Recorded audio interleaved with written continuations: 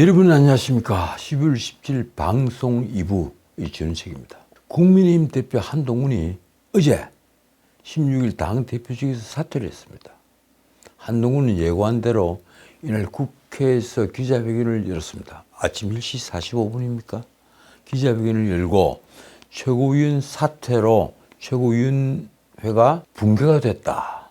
그래서 더 이상 당대표로서 정상적인 업무 수행이 불가능해졌다 라고 말을 하면서 당대표직에서 물러났습니다. 이 형식은 물러나는 겁니다만 사실은 최고위원들이 일제히 사표를 쓰면서 쫓겨나는 겁니다. 한동훈의 사퇴는 7월 23일 전당대회에서 당대표로 선출된 지 정확히 146일 만입니다.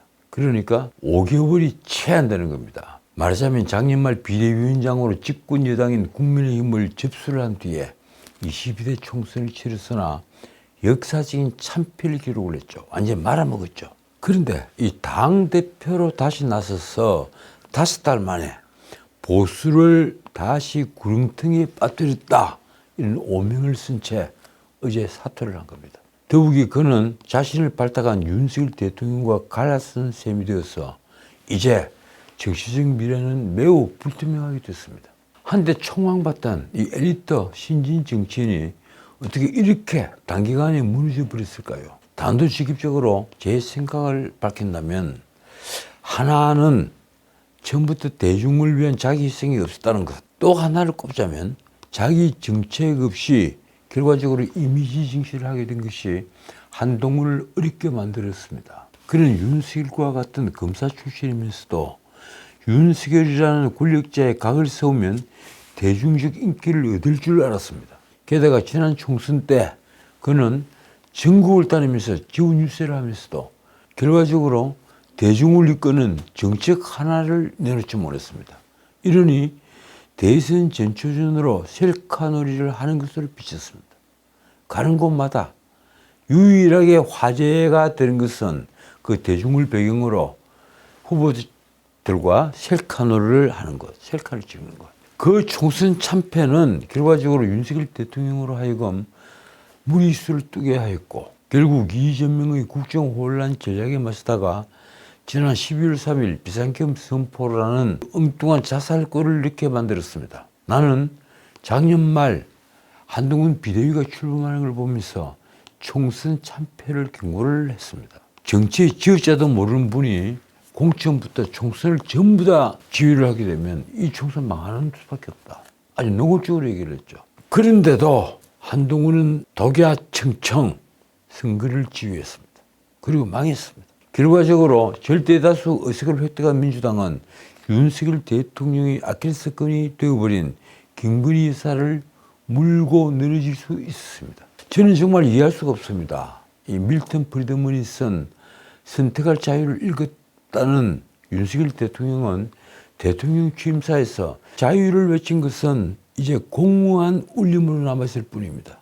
그는 왜 자유의 대척점에 있는 이 비상계엄이라는 자유와 정반대되는 비상계엄이라는 충격요법을 써서 결과적으로 자신의 무덤을 판 것일까요? 그 비상계엄을 선포할 조건이냐 아니냐 하는 것은 전적으로 윤석열 대통령이 판단할 수 있습니다.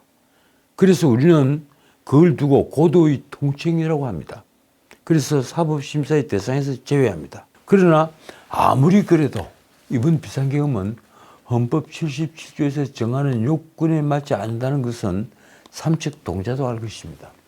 우리가 사법심사 대상의 삼지는 못하겠지만 요건에는 맞지 않았다. 누구나 다 알 수 있었죠. 국민 다수가 긍정할 만한 명분이 없었던 것입니다. 그러면 윤 대통령에게 왜 비상계엄 선포를 선택하도록 했을까요? 그 잘못된 선택에는 잘못된 조언이 있었다고 저는 확신합니다. 가장 큰 문제는 비상계엄이 뭘 의미하는지 윤석열 대통령도 김용현 국방부 장관도 여인영 방첩사령관도 몰랐다는 것입니다. 솔직히 김용현은 국방부 장관이 자격이 없다고 보이고 여인영은 방첩사령관이 자격이 없다고 보입니다. 그러니 소수의 병력으로 국회에 진입을 하면 국회의원은 말 것도 없이 산천 초목이 벌벌 떨면서 윤 대통령이 말한 종북 세력이 척결될 줄 알았겠죠. 그러나 종북 세력 척결은 처음부터 맞지 않는 명분이었습니다. 차라리 종북 세력 운운하는 것보다 차라리 이 다수의 독재, 다수의 폭정을 꾸짖으며 입법 독재를 혁파하자 이렇게 외치고 나섰더라면 대중은 훨씬 더 공감했을 것입니다. 대중도 국회를 지켜보면서 뻔히 알고 있으니 말입니다.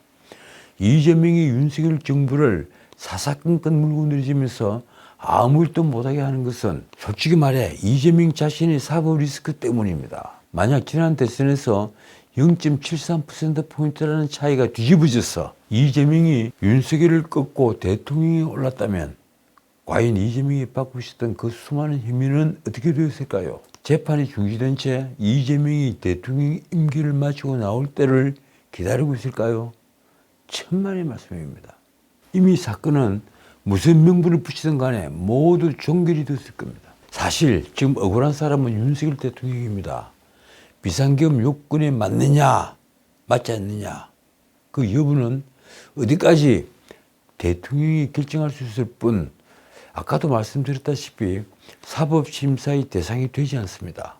게다가 윤 대통령에게는 내란죄에서 정한 국토 참전의 목적도 없었고 국헌문란 목적으로 폭동을 꾀하지도 않았습니다. 그런데도 법원행정처장은 왜 국회에 나와 윤 대통령의 비상계엄이 위법하다 이렇게 단정을 했습니까?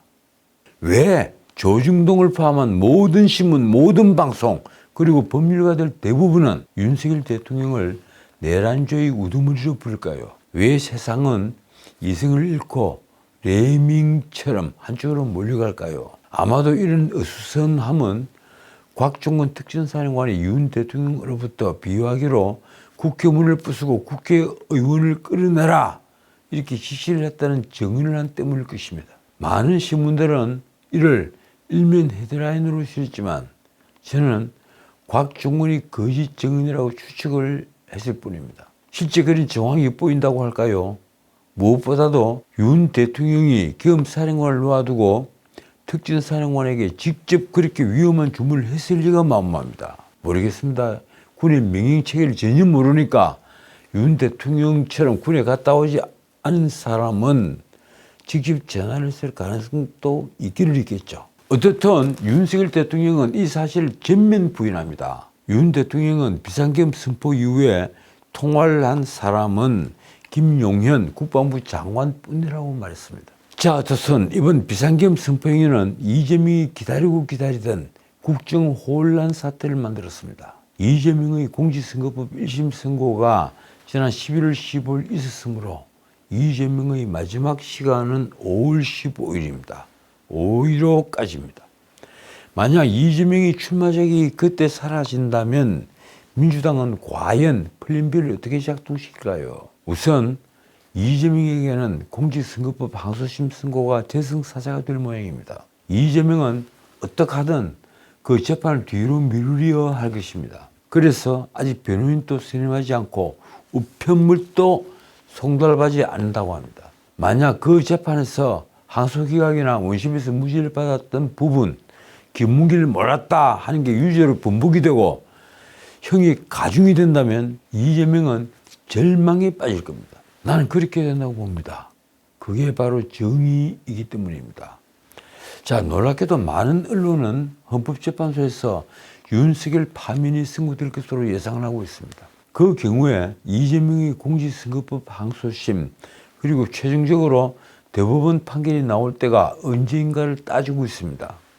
윤 대통령이 설사 파면이 된다 하더라도 이재명이 그 전에 정치 생명이 끝나면 된다는 말을 하는 것입니다. 자, 그러나 저는 헌법재판소에서 윤석열 파면 선고가 먼저 있더라도 이재명의 기회는 없을 것이라는 걸 확신합니다. 이재명이 도널드 트럼프 모델을 밟을 수는 없다는 것을 믿는 것입니다. 이재명이 범한 범죄 혐의가 워낙 방대하고 저열한 것이어서 국민들이 그런 범죄자를 통치자의 반열에 올리지는 않을 것이기 때문입니다.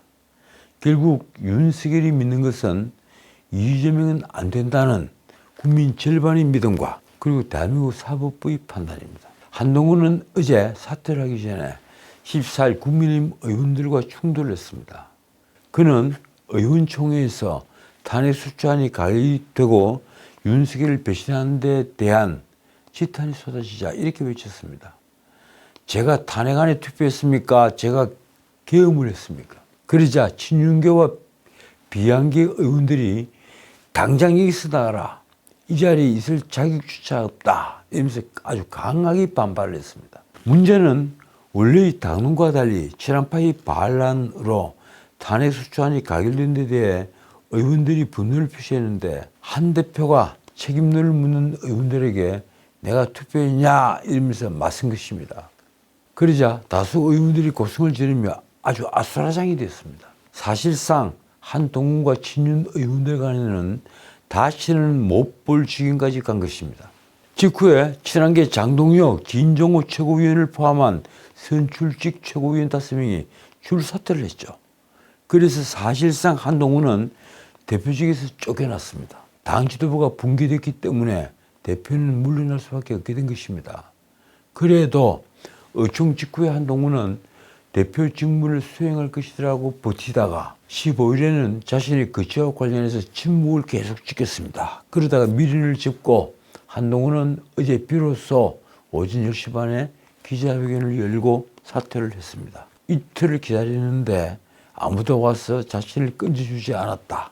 이렇게 된 겁니다. 사실상 정치판에서 퇴출이 된 것입니다. 친윤 비한계 의원들은 한동훈에게 배신자, 이기주의자 등 온갖 비난을 퍼부었습니다. 한동훈의 대중적 인기도 물거품처럼 사라졌습니다. 당분간은 자중질환 양상이 계속되겠지만 이 한동훈의 미래는 쉽게 열리지 않을 것입니다. 결국 이준석의 전체를 밟는다고 할까요? 자, 지난주에 금요일 발표됐던 한국갤럽 여론조사, 그 여론조사 충격이었죠. 윤석열 대통령의 국정 지지율은 11%로 추락할 때까지 추락을 했습니다. 게다가 부정평가는 무려 85%였습니다.